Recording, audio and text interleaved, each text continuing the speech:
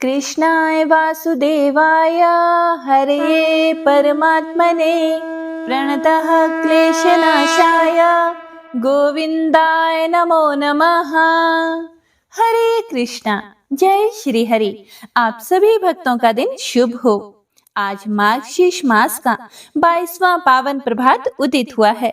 हे प्रभु, यह नव प्रभात हमारी चेतना को शुद्ध करे, हमारे मार्ग को प्रकाशमान करे और हमारी भक्ति में नित्य नवीन मधुरता भर दे। हे प्रिय भक्तों, बीते हुए 21 अध्यायों की यह अलौकिक और भक्तिमय यात्रा आपके पवित्र भाव, आपके प्रेमपूर्ण सानिध्य और आपके निरंतर जप भजन से ही इतनी उज्जवल, मंगलमयी और हृदय परिवर्तक बन सकी है। आपके हर लाइक में श्रद्धा की दीप शिखा, हर कमेंट में प्रेम के पुष्प और हर उपस्थिति में श्री राधे श्याम के प्रति आपकी निष्कपट भक्ति झलकती है। आप सभी भक्तों को स्नेह, आशीर्वाद और अपार प्रणाम। अब 22वें अध्याय में प्रवेश करने से पहले आइए अपने भीतर की क्षण भर की अशांति को शांत करें, मन को भक्ति के सुर में ट्यून करें और प्रभु के चरणों में एक हृदय स्पर्शी प्रार्थना अर्पित करें। हे व्रज विहारी, हे नंदलाला, आपकी कृपा की छाया में ही जीवन का हर कष्ट हल्का लगता है। आपकी एक झलक से ही मन की हर व्याकुलता मिट जाती है। हे प्रभु, हमारे कर्मों में पवित्रता, विचारों में निर्मलता और जीवन में सद्भाव का प्रकाश सदा बना रहे। हे राधा रानी, प्रेम रस की करुणामयी धारा, आपकी कृपा से ही मन में कोमलता, वाणी में मधुरता और जीवन में शांति उतरती है। हे जगदम्बे, हमारे हृदय को इतना विशाल बना दें कि उसमें केवल प्रेम, भक्ति और सद्भाव ही प्रवाहित हो। तो आइए भक्तजनों, भक्ति, प्रेम और पूर्ण समर्पण के साथ प्रवेश करें मार्गशीर्ष मास के 22वें अध्याय की इस पावन, अलौकिक और दिव्य कथा में। प्रेम और भक्ति से बोलिए जय जय श्री राधे, जय श्री कृष्ण। नारद जी ने कहा, हे प्रभु, यह सर्व दुर्लभ परम आश्चर्यमय स्तोत्र मुझे प्राप्त हुआ। देवी श्री राधा का संसार विजय नामक कवच भी उपलब्ध हुआ। सुयज्ञ ने जिसका प्रयोग किया था वह दुर्लभ स्तोत्र भी मुझे सुलभ हो गया। हे प्रभु, भगवान श्री कृष्ण की विचित्र कथा सुनकर आपके चरण कमलों के प्रसाद से मैंने बहुत कुछ पा लिया। हे मुनि श्रेष्ठ, हे ज्ञान सिंधु, मैं आपका शरणागत शिष्य हूँ। आप मुझे श्री कृष्ण लीलामृत का पान कराइए। यह सुनकर भगवान श्री नारायण ने कहा, एक दिन बलराम सहित श्री कृष्ण ग्वाल बालों को साथ लेकर श्री मधुवन में गए, जहाँ यमुना के किनारे कमल खिले हुए थे। उस समय सब बालक सहस्त्रों गौओं के साथ वहां विचरने और खेलने लगे। खेलते खेलते वे थक गए और उन्हें भूख प्यास सताने लगी। तब सभी गोप शिशु बड़ी प्रसन्नता के साथ श्री कृष्ण के पास आए और उनसे बोले, हे कन्हैया, हमें बड़ी भूख लगी है, हम सेवकों को आज्ञा दो कि हम क्या करें। ग्वाल बालों की बात सुनकर प्रसन्न मुख और नेत्र वाले दया निधान श्री हरि ने उनसे यह हित कर तथा सच्ची बात कही कि हे बालकों, जहाँ ब्राह्मणों का सुखदायक यज्ञ स्थान है वहां जाओ और वहां जाकर उन यज्ञ तत्पर ब्राह्मणों से जल्दी ही भोजन के लिए अन्न मांगो। वे सभी अंगिरस गोत्र वाले ब्राह्मण हैं और श्री वन के निकट अपने आश्रम में यज्ञ करते हैं। उन्होंने श्रुतियों और स्मृतियों का विशेष ज्ञान प्राप्त किया है। वे सब निस्पृह वैष्णव हैं और मोक्ष की कामना से मेरा ही यजन कर रहे हैं। लेकिन माया से आच्छादित होने के कारण उन्हें इस बात का पता नहीं है कि योग माया से मनुष्य रूप धारण करके प्रकट हुआ मैं ही उनका आराध्य देव हूँ। केवल यज्ञ की ओर ही उन्मुख रहने वाले वे ब्राह्मण यदि तुम्हें अन्न ना दे तो जल्दी ही जाकर उनकी पत्नियों से अन्न मांगना, क्योंकि वे बालकों के प्रति दया से भरी हुई हैं। हे प्रिय भक्तों, श्री कृष्ण की यह बात सुनकर वे श्रेष्ठ गोप बालक ब्राह्मणों के सामने जाकर मस्तक झुकाकर खड़े हो गए और उन ब्राह्मणों से बोले, हे विप्रवरों, हमें जल्दी से भोजन दीजिए। लेकिन हे प्रिय भक्तों, उनमें से कुछ द्विजों ने तो उनकी बात सुनी ही नहीं और कुछ लोग सुनकर भी जैसे के तैसे खड़े रह गए। तब वे पाकशाला में गए जहां ब्राह्मणियां भोजन बना रही थी। उन बालकों ने ब्राह्मण पत्नियों को सिर झुकाकर प्रणाम किया।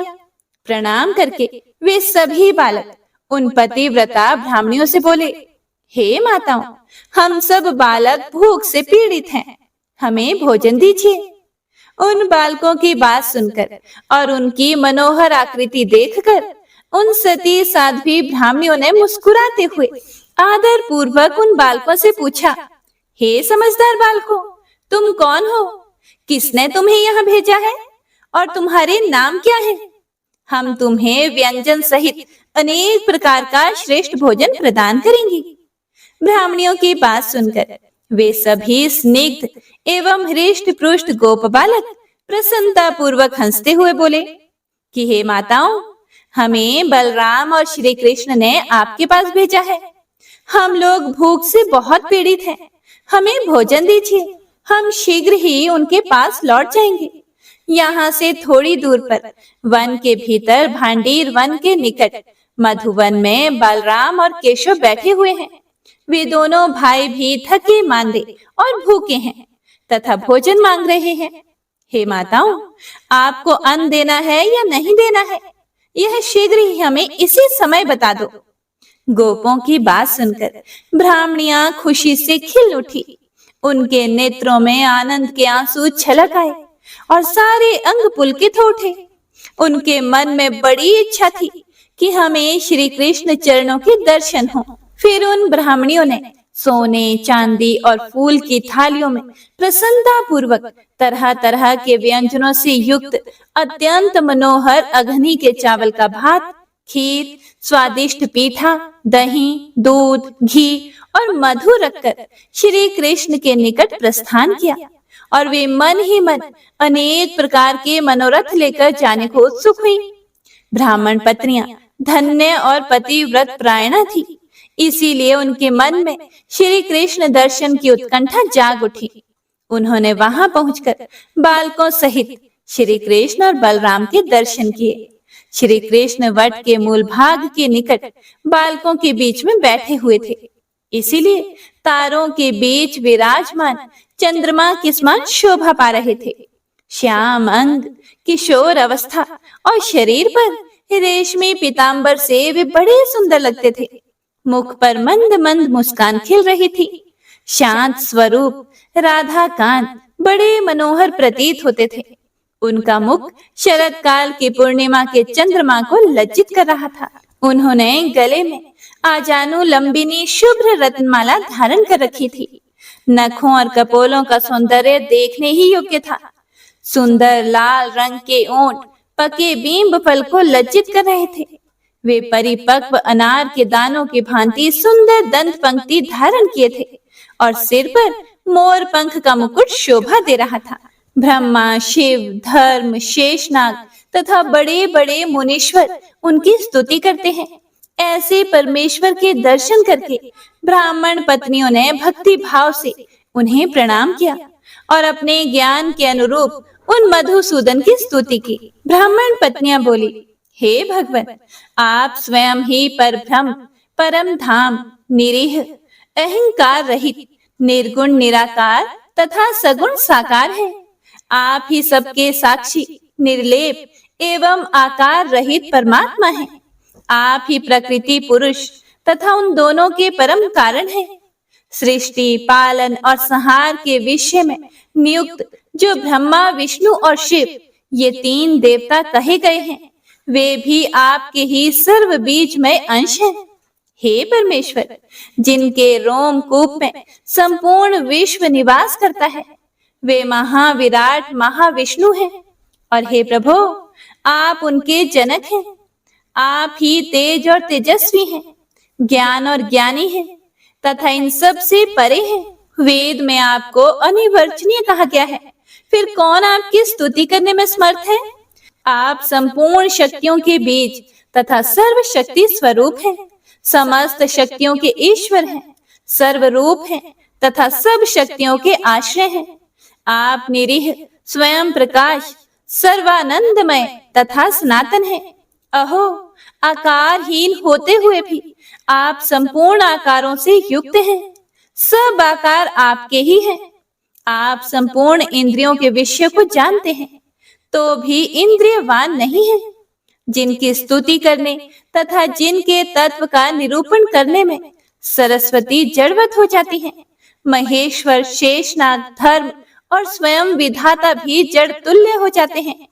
पार्वती जी, लक्ष्मी जी, राधा एवं वेद जननी सावित्री भी जड़ता को प्राप्त हो जाती हैं। फिर दूसरे कौन विद्वान आपकी स्तुति कर सकते हैं? हे प्राणेश्वर, हम स्त्रियां आपकी क्या स्तुति कर सकती हैं? हे देव, हम पर प्रसन्न होइए। हे दीनबंधो, कृपा कीजिए। ऐसा कहकर सभी ब्राह्मण पत्नियां उनके चरणार बिंदों में पड़ गई। तब श्री कृष्ण ने प्रसन्न मुख एवं नेत्रों से उन सबको अभय दान दिया। जो पूजा काल में विप्र पत्नियों द्वारा किए गए इस स्तोत्र का पाठ करता है, वह ब्राह्मण पत्नियों को मिली हुई गति को प्राप्त कर लेता है। इसमें कोई भी संशय नहीं। भगवान श्री नारायण कहते हैं, हे नारद, उन ब्राह्मण पत्नियों को अपने चरणार बिंदों में पड़ी हुई देखकर श्री मधुसूदन ने कहा, हे देवियों, वर मांगो, तुम्हारा कल्याण होगा। श्री कृष्ण की यह बात सुनकर ब्राह्मण पत्नियों को बड़ी प्रसन्नता हुई और श्रद्धा से उनका मस्तक झुक गया और वे भक्ति भाव से इस प्रकार बोली, हे श्री कृष्ण, हम आपसे वर नहीं लेंगी। हमारी अभिलाषा यह है कि आपके चरण कमलों की सेवा प्राप्त हो। इसीलिए आप हमें अपना दास्य भाव तथा परम दुर्लभ सुदृढ़ भक्ति प्रदान करें। हे केशव, हम प्रतीक्षण आपके मुखारविंद को देखती रहें, यही कृपा कीजिए। हे प्रभु, अब हम फिर से घर को नहीं जाएंगे। द्विज पत्नियों की यह बात सुनकर करुणा निधान त्रिलोकी नाथ श्री कृष्ण ने बहुत अच्छा ऐसा कहकर उनकी प्रार्थना स्वीकार कर ली। फिर वे बालकों की मंडली में बैठ गए। उसके बाद ब्राह्मण पत्नियों ने उन्हें सुधा के समान मधुर अन्न प्रदान किया। भगवान ने उस अन्न को लेकर गोप बालकों को भोजन करवाया और स्वयं भी भोजन किया। इसी समय विप्र पत्नियों ने देखा कि आकाश से एक सोने का बना हुआ श्रेष्ठ विमान उतर रहा है। उसमें रत्नमय दर्पण लगे हैं। उसके सभी उपकरण रत्नों के सार तत्व से बने हुए हैं। वह रत्नों के ही खंभों से आबद्ध है तथा उत्तम रत्नमय कलशों से वह और भी उज्जवल जान पड़ता है। उसमें श्वेत चंवर लगे हुए हैं। अग्नि शुद्ध दिव्य वस्त्र उसकी शोभा बढ़ाते हैं। उसमें 100 पहिए हैं। मन के समान वेग से चलने वाला वह विमान बड़ा मनोहर है। वनमाला से विभूषित दिव्य पार्षद उसे सभी ओर से घेरे खड़े हुए थे। उन पार्षदों ने पीताम्बर पहन रखा है। वे रत्नमय अलंकारों से अलंकृत, नूतन यौवन से संपन्न, श्याम कांति वाले, परम मनोहर, 2 भुजाओं से युक्त तथा गोप वेशधारी थे। उनके हाथों में मुरली थी। वे रथ से तुरंत ही उतरकर श्री हरि के चरणों में प्रणाम करके ब्राह्मण पत्नियों से बोले, आप लोग इस विमान में चढ़ जाएं। ब्राह्मण पत्नियां श्री हरि को नमस्कार करके मनोवांछित गोलोक में जा पहुंची। वे मानव देह का त्याग करके तत्काल दिव्य गोपी हो गई। उसके बाद श्री हरि ने वैष्णवी माया के द्वारा उनकी छाया का निर्माण करके स्वयं ही उन्हें ब्राह्मणों के घरों में भेज दिया। ब्राह्मण लोग अपनी पत्नियों के लिए मन ही मन बहुत उद्विग्न थे और सभी और उनकी खोज भी कर रहे थे। और इसी समय रास्ते में उन्हें अपनी पत्नियां दिखाई दी। उन्हें देखकर सभी ब्राह्मणों के मुख और नेत्र प्रसन्नता से खिल उठे। संपूर्ण अंग पुलकित हो गए और वे विनय पूर्वक उनसे बोले। ब्राह्मणों ने कहा, अहो, तुम सब लोग परम धन्य हो, क्योंकि तुमने साक्षात परमेश्वर के दर्शन किए हैं। हमारा जीवन तो व्यर्थ है। हम लोगों का वेद पाठ भी निरर्थक है। वेद और पुराण में सर्वत्र विद्वानों द्वारा श्री हरि की ही समस्त विभूतियों का वर्णन किया गया है। सबके जनक श्री हरि ही है। जिसने श्री कृष्ण की सेवा कर ली, उसे तपस्याओं के फलों से क्या प्रयोजन है? जिसे कल्प वृक्ष की प्राप्ति हो गई, वह दूसरे किसी वृक्ष को लेकर क्या करेगा? जिसके हृदय में श्री कृष्ण विराजमान है, उसे यज्ञ आदि कर्मों के अनुष्ठान की क्या आवश्यकता है? जिसने समुद्र को पी लिया, उसके लिए कुआं लांघने में क्या पुरुषार्थ है? ऐसा कहकर ब्राह्मण लोग उन श्रेष्ठ कामियों को साथ लेकर हर्ष पूर्वक अपने घर को लौटे और उनके साथ आनंद पूर्वक रहने लगे। उन सब का क्रीड़ा में तथा अन्य सब कर्मों में पहले वाली स्त्रियों की अपेक्षा अधिक प्रेम तथा उदार भाव प्रकट होता था। लेकिन माया शक्ति से प्रभावित होने के कारण ब्राह्मण लोग उसका अनुमान नहीं कर पाते थे। उधर सनातन पूर्ण ब्रह्म नारायण स्वरूप श्री कृष्ण बलराम तथा ग्वाल बालों के साथ शीघ्र ही अपने घर को चले गए। इस प्रकार मैंने श्री हरि का संपूर्ण उत्तम महात्म्य कह सुनाया। इसे मैंने पूर्व काल में अपने पिता धर्म के मुख से सुना था। हे नारद, अब तुम और क्या सुनना चाहते हो? फिर नारद जी ने पूछा, हे ऋषेंद्र, किस पुण्य के प्रभाव से उन ब्राह्मण पत्नियों को ऐसी गति प्राप्त हुई जो बड़े बड़े मुनीश्वरों तथा योग सिद्ध पुरुषों के लिए भी दुर्लभ है? पूर्व काल में ये पुण्यवती स्त्रियां कौन थी और किस दोष से इस भूतल पर आई थी? मेरे संदेह का निवारण करने वाली बात कहिए। फिर भगवान श्री नारायण बोले, हे नारद, यह देवियां सप्त ऋषियों के सुंदर रूप गुण संपन्ना पतिव्रता पत्नियां थी। एक बार अनल देव ने इनका अंग स्पर्श कर लिया। इससे सप्त ऋषियों में अंगिरा को बड़ा क्षोभ हुआ और उन्होंने अग्नि को सर्वभक्ष्य होने का तथा इन पत्नियों को मानुषी योनि में जाने का शाप दे दिया। ये सब रोती हुई बोली, हम लोग निर्दोष हैं, पतिव्रता हैं, हमारा त्याग ना करें। आप हम डरी हुई अबलाओं को अभय प्रदान करें। इनके करुण क्रंदन से मुनि को दया आ गई। वे भी दुखी हो गए और अंत में उन्होंने कहा कि तुम्हें मानुषी योनि में जाना तो होगा, लेकिन तुम्हें वहां साक्षात भगवान श्री कृष्ण के दर्शन प्राप्त होंगे। उनके दर्शन होते ही तुम गोलोक में चली जाओगी। फिर श्री हरि अपनी योग माया से तुम लोगों की छाया मूर्ति का निर्माण करेंगे। वे तुम्हारी छाया मूर्तियां कुछ समय तक उन ब्राह्मणों के घरों में रहकर फिर हमारे यहाँ लौट आएंगी। इस प्रकार तुम अपने छायांश से फिर से हमारी पत्नियां हो जाओगी। इसीलिए यह मेरा शाप तुम्हारे लिए वरदान से भी उत्कृष्ट है। ऐसा कहकर वे मुनि मौन हो गए। उनके मन में इसके लिए बड़ा दुख था। वे स्त्रियां शापवश भूतल पर आकर उन ब्राह्मण की पत्नियां हुई और श्री हरि को भक्ति भाव से अन्न समर्पित करके वे उनके धाम को चली गई। निश्चय ही उनका शाप उनके लिए श्रेष्ठ संपत्ति से भी अधिक महत्वशाली हुआ। नीच पुरुष से मिली हुई संपत्ति भी निंदनीय है, लेकिन महात्मा पुरुष से प्राप्त हुई विपत्ति भी श्रेष्ठ है। अहो, साधु पुरुषों का कोप तत्काल ही उपकार में बदल जाता है।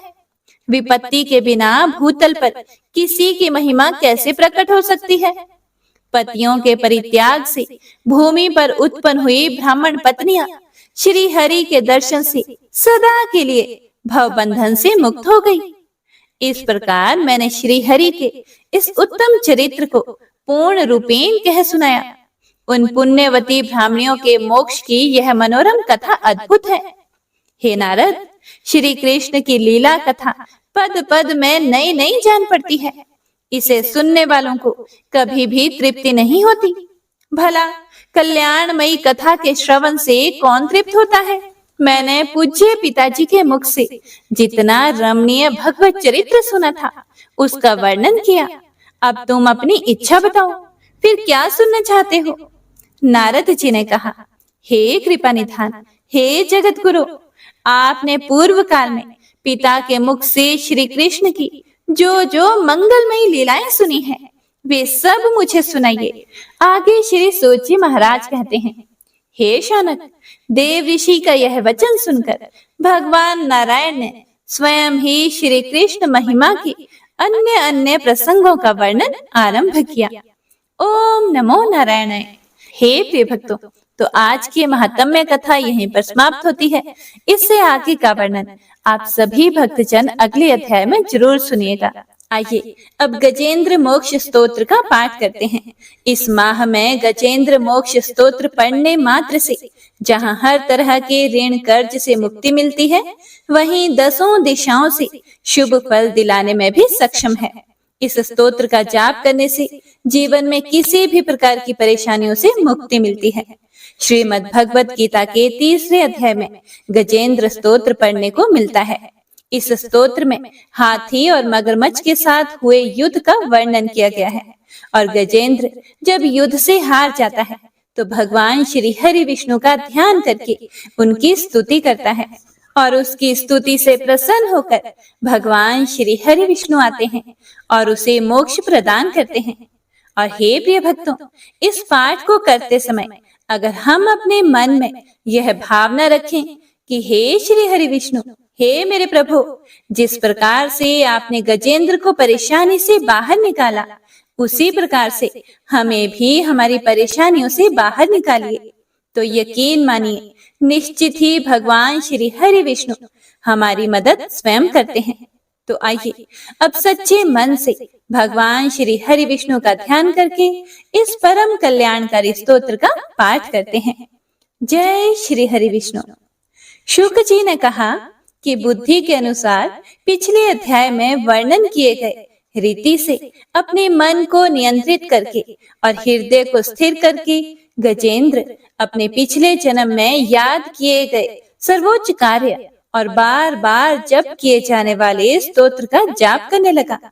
गजेंद्र ने मन ही मन श्री हरि को ध्यान करते हुए कहा, जिनके प्रवेश करने से शरीर और मन चेतन की तरह व्यवहार करने लगते हैं, ओम द्वारा लक्षित और पूरे शरीर में प्रकृति और पुरुष के रूप में प्रवेश करने वाले उस सर्वशक्तिमान देवता का मैं मन ही मन स्मरण करता हूँ, जिनके सहारे ये पूरा संसार टिका हुआ है, जिनसे ये संसार अवतरित हुआ है और जिन्होंने प्रकृति की रचना की है और जो खुद उसके रूप में प्रकट हैं, लेकिन इसके बावजूद भी वो इस पूरी दुनिया से सर्वोपरि और श्रेष्ठ हैं।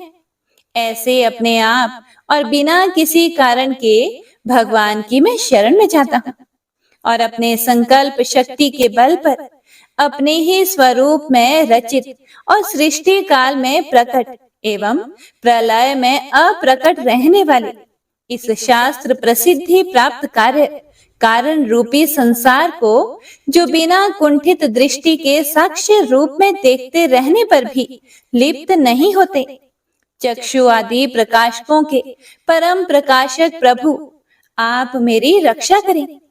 बीतते गए समय के साथ तीनों लोकों और ब्रह्मादि लोकपालों के पंचभूत में प्रवेश कर जाने पर और पंचभूतों से लेकर महत्वपूर्ण सभी कारणों के उनकी परम करुणा स्वरूप प्रकृति में मगन हो जाने पर उस समय दुर्गेय और घोर अंधकार रूपेण प्रकृति ही बच रही थी। उस अंधकार से परे अपने परम धाम में जो सर्वव्यापी भगवान सभी दिशाओं में प्रकाशित होते रहते हैं, वो भगवान मेरी रक्षा करें। विभिन्न नाट्य रूपों में अभिनय करने वाले और उस अभिनेता के वास्तविक स्वरूप को जिस प्रकार से साधारण लोग भी नहीं जान पाते, उसी तरह से सत्व प्रधान देवता और महर्षि भी जिनके स्वरूप को नहीं जान पाते, ऐसे में कोई साधारण प्राणी उनका वर्णन कैसे कर सकता है।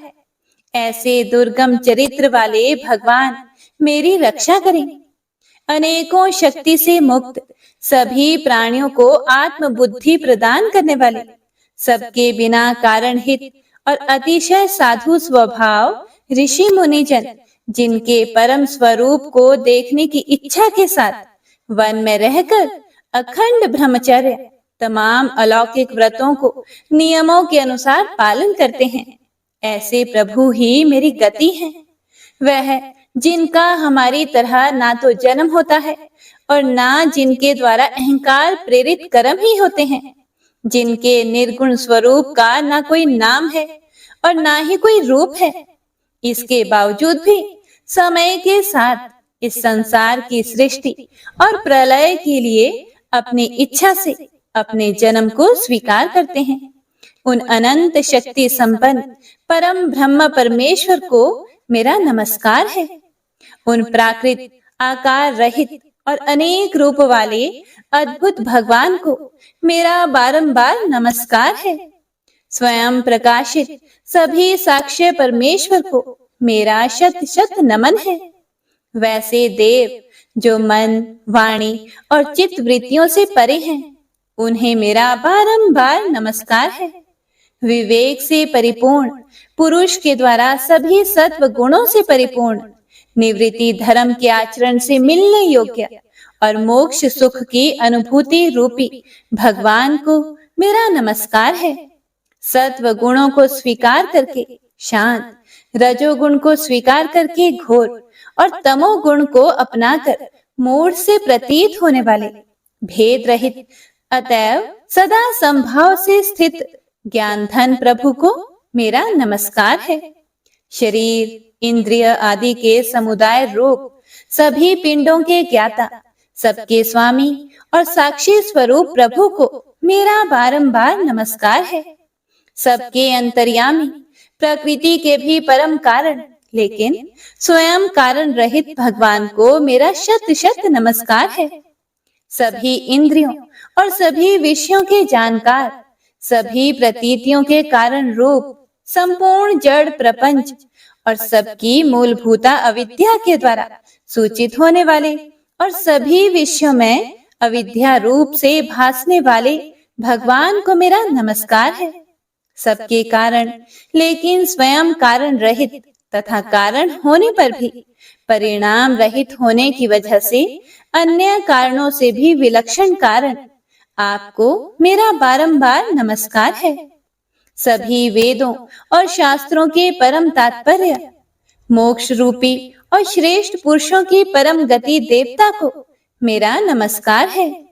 वह जो त्रिगुण रूपों में छिपी हुई ज्ञान रूपी अग्नि है, वैसे गुणों में हलचल होने पर जिनके मन में संसार को रचने की वृत्ति उत्पन्न हो उठती हो और जो आत्मा तत्व की भावना के द्वारा विधि निषेध रूप शास्त्र से भी ऊपर उठे हों, जो महाज्ञानी महात्माओं में स्वयं प्रकाशित हो रहे हैं, ऐसे भगवान को मेरा नमस्कार है। मेरे जैसे शरणागत पशु के समान जीवों की अविद्या रूप फांसी को पूर्ण रूप से काट देने वाले परम दयालु और दया करने में कभी भी आलस्य नहीं करने वाले भगवान को मेरा नमस्कार है। अपने अंश से सभी जीवों के मन में अंतर्यामी रूप से प्रकट होने वाले सर्वनियंता अनंत परमात्मा आपको मेरा नमस्कार है। जो शरीर, पुत्र, मित्र, घर और संपत्ति सहित कुटुंबियों में अशक्त लोगों के द्वारा कठिनाई से मिलते हों और मुक्त पुरुषों के द्वारा अपने हृदय में निरंतर चिंतित ज्ञान स्वरूप सर्व समर्थ परमेश्वर को मेरा नमस्कार है। वह जिन्हें धर्म, अभिलाषित भोग, धन और मोक्ष की कामना से मनन करके लोग अपनी मनचाही इच्छा पूर्ण कर लेते हैं, अपितु जिन्हें विभिन्न प्रकार के अयाचित भोग और अविनाशी पार्षद शरीर भी देते हैं, वैसे अत्यंत दयालु प्रभु मुझे इस प्रकार की विपदा से हमेशा के लिए बाहर निकालें। वह जिनके एक से अधिक भक्त हैं, जो मुख्य रूप से एकमात्र उसी भगवान की शरण में हैं, जो धर्म, अर्थ आदि किसी भी पदार्थ को नहीं चाहते, अपितु जो केवल उन्हीं के परम मंगलमय एवं अत्यंत विलक्षण चरित्र का गुणगान करते हुए उनके आनंदमय समुद्र में गोते लगाते रहते हैं। उन अविनाशी, सर्वव्यापी, सर्वमान्य ब्रह्मादि के भी नियामक, अभक्तों के लिए भी हमेशा प्रकट होने वाले, भक्ति योग द्वारा प्राप्त अत्यंत निकट होने पर भी माया के कारण अत्यंत दूर महसूस होने वाले, इंद्रियों के द्वारा अगम्य और अत्यंत दुर्विज्ञ, अंत रहित, लेकिन सभी के आदि कारक और सभी तरफ से परिपूर्ण उन प्रभु की मैं स्तुति करता हूँ। वो जो ब्रह्मा सहित सभी देवता, चारों वेद तथा समस्त चराचर जीव नाम और आकृति भेद से जिनके अत्यंत क्षुद्र अंशों से रचे गए हैं, जिस तरह से जलती हुई अग्नि की लपटें और सूरज की किरणें बार बार निकलती हैं और फिर से अपने कारण में ही लीन हो जाती है, उसी प्रकार बुद्धि, मन, इंद्रियां और नाना योनियों के शरीर, जिन सभी गुणों से प्राप्त शरीर जो स्वयं प्रकाश परमात्मा से प्रकट होता है और फिर से उन्हीं में लीन हो जाता है, वह प्रभु जो ना तो देवता है, ना असुर, ना मनुष्य है और ना ही मनुष्य से नीचे किसी अन्य योनि के प्राणी, ना ही वो स्त्री हैं और ना ही पुरुष, ना ही नपुंसक और ना ही वो कोई ऐसे जीव हैं जिनका इन तीनों ही श्रेणी में समावेश है। वो ना तो गुण है, ना कर्म, वो ना ही कार्य है और ना ही कारण। इन सभी योनियों का निषेध होने पर जो बचता है वही उनका असली रूप है और वे ही सब कुछ हैं। ऐसे प्रभु मेरा उत्थान करने के लिए प्रकट हूँ। अब मैं इस मगरमच्छ के चंगुल से आजाद होने के बाद जीवित नहीं रहना चाहता। इसकी वजह ये है कि मैं सभी तरफ से अज्ञानता से ढके इस हाथी के शरीर का क्या करूं? मैं आत्मा के प्रकाश से ढक देने वाले अज्ञानता से युक्त इस हाथी के शरीर से मुक्त होना चाहता हूँ, जिसका काल क्रम से अपने नाश नहीं होता, बल्कि ईश्वर की दया और ज्ञान से उदय हो पाता है। इस प्रकार से मोक्ष के लिए लालायित संसार के रचयिता स्वयं संसार के रूप में प्रकट, लेकिन संसार से परे, संसार में एक खिलौने की भांति खेलने वाले, संसार में आत्म रूप से व्याप्त अजन्मा, सर्वव्यापी एवं प्रापत्य वस्तुओं में सर्वश्रेष्ठ श्री हरि का केवल स्मरण करता हूँ और उनकी शरण में जाता हूँ, जिन्होंने भगवत भक्ति रूपी योग के द्वारा कर्मों को जला डाला है, जिन्हें समस्त योगी ऋषि अपने योग के द्वारा अपने शुद्ध हृदय में प्रकट देखते हैं। उन योगेश्वर भगवान को मेरा नमस्कार है। वह जिनके त्रिगुणे शक्तियों का राग, रूप, वेग और असह्य है, जो सभी इंद्रियों के विषय रूप में मौजूद हैं। वह जिनकी इंद्रियां समस्त विषयों में ही बसी रहती है। ऐसे लोगों को जिनको मार्ग मिलना भी संभव नहीं है, वैसे शरणागत एवं अपार शक्तिशाली वाले भगवान आपको मेरा बारंबार नमस्कार है।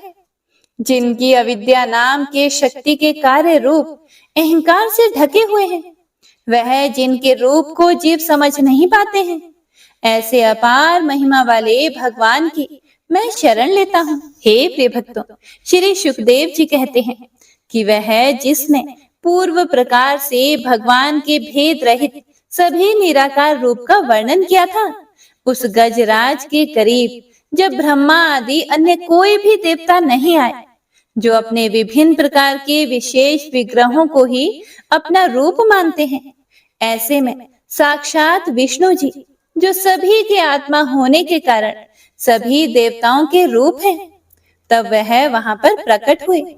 गजराज को इस प्रकार से दुखी देखकर और उसके पढ़े गए स्तुति को सुनकर चक्रधारी प्रभु इच्छानुसार वेग वाले गरुड़ की पीठ पर सवार होकर सभी देवों के साथ उस स्थान पर पहुंचे जहां वह गज था। गज अर्थात हाथी था।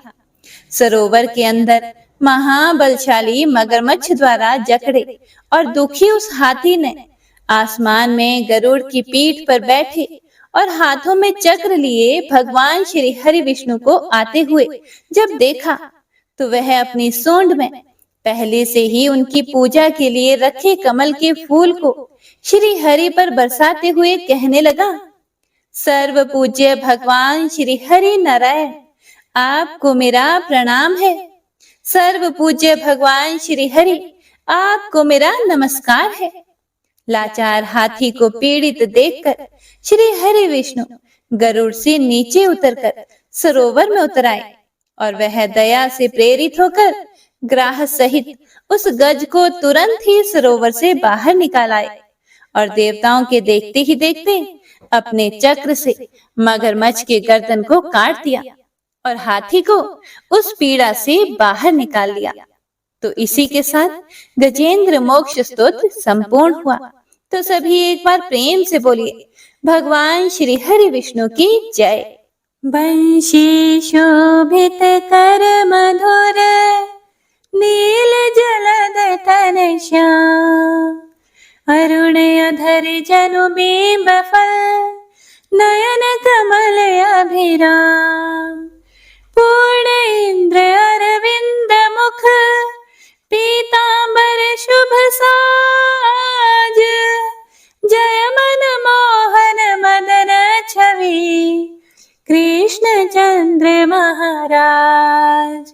जय यदुनंदन जय जगवंदन, जय वसुदेव देवकी नंदन, जय यशोदासुत नंद दुलारे, जय प्रभु भक्तन के धृत तारे, जय नटनागर नागन थैया, कृष्ण कन्हैया धेनु चरैया, पुनि नख पर प्रभु गिरिवर धारो, आओ दीनन कष्ट निवारो, वंशी मधुरे अधर धर तेरे, होवे पूर्ण मनोरथ मेरी, आओ हरि पुनि माखन चाखो, आज लाज भारत की राखो, गोल कपोल चिबुक करुणारे, मृदु मुस्कान मोहिनी डारे, रंजित राजीव नयन विशाला, मोर मुकुट वैजंती माला, कुंडल श्रवण पीत पटाछे, कटि किंकणी काछन काछे, नील जलज सुंदर तनु सोहे, छवि लख सुर नर मुनि मन मोहे, मस्तक तिलक अलक घुंघराले, आओ कृष्ण बांसुरी वाले, करि पय पान पूत नहीं तार्यो, अका बका का सुर मार्यो, मधुवन जलत अग्नि जब ज्वाला, भय शीतल लखि तहि नंद लाला, सुरपति जब ब्रज चढ़े और साई, मोसर धार वारी वर्षाई, लगत लगत ब्रज चहन बहायो, गोवर्धन नख धारी बचायो, लखी यशोदा मन ब्रह्माधिकाई, मुख मह 14 भुवन दिखाई, दुष्ट कंस अति उधम मचायो, कोटि कमल जब फूल मंगायो, नाथी काली यही तब तुम लीन है, चरण चिन्ह दई निर्भय कीन है, करि गोपिन संग रास विलासा, सबकी पूर्ण करी अभिलाषा, केतिक महासुर संहार्यो, कंस ही केस पकड़ी दई मार्यो, मात पिता की बंदी छुड़ाई, उग्रसेन कहा राज दिलाई, मही से मृतक चाहो सुतलायो, मातु देव की शोक मिटायो, भौमासुर मुरे दैत्य सहारी, लाए 68 सहस कुमारी, दई भी नहीं तृण चीर सहारा, जरा सिंधु राक्षस का हमारा, असुर बकासुर आदिक मार्यो, भक्तन के तब कष्ट निवार्यो, दीन सुदामा के दुख टार्यो, तंदुल 3 मूठ मुख डार्यो, प्रेम के साग विदुर धर मांगे, दुर्योधन के मेवा त्यागे, लखी प्रेम की महिमा भारी, ऐसे श्याम दीन हितकारी, भारत के पारथ रथ हाके, लिए चक्र करे नहीं बलता के, निज गीता के ज्ञान सुनाए, भक्तन हृदय सुधा वर्षाए, मीरा थी ऐसी मत वाली, विष पी गई बजा कर ताली, राणा भेजा सांप पिटारी, शालिग्राम बने बनवारी। निज माया तुम विधि दिखायो, उरते संश सकल मिटायो। तब शत निंदा करि तत्काला, जीवन मुक्त भयो शिशुपाला। जब ही द्रौपदी तीर लगाई, दीनानाथ लाज अब जाई। तुरत ही वसन बने नंदलाला, बढ़े चीर भई अरि मोह काला। असनाथ के नाथ कन्हैया, डूबत भंवर बचावत नैया। सुंदर दास आसुर धारी, दया दृष्टि कीजिए बनवारी। नाथ सकल मम कुमति निवारो, क्षमहु बेगी अपराध हमारो। खोलो पट अब दर्शन दीजिए, बोलो कृष्ण कन्हैया की जय। बोलो कृष्ण कन्हैया की जय। बोलो कृष्ण कन्हैया की जय। यह चालीसा कृष्ण का पाठ करे उरधारी, अष्ट सिद्धि नवनिधि फल लहे पदारथ चारी। जय श्री कृष्ण। हे प्रिय भक्तों, तो यह थी आज की कथा। पसंद आई हो तो लाइक करके कमेंट बॉक्स में जयकारा जरूर लगाइएगा। अगर आप कोई सुझाव देना चाहें तो कमेंट बॉक्स में जरूर लिखिएगा। कथा सुनने के लिए आप सभी भक्तों का तहे दिल से धन्यवाद, जो आप सभी अपना कीमती समय निकालकर हमारे चैनल पर इन कथाओं को सुनते हैं और भगवान के प्रति अपने श्रद्धा भाव कमेंट के द्वारा बताते हैं। आपके कमेंट बहुत ही प्रेरणादायी होते हैं। आपके प्यार और समर्थन से ही हमारा यह प्रयास सफल होता है। भगवान आप सभी को खुश रखें और आपका जीवन आनंदमय बनाएं और कथाओं को सुनने का पुण्य फल आपको प्रदान करें। हर हर महादेव। ओम नमः शिवाय।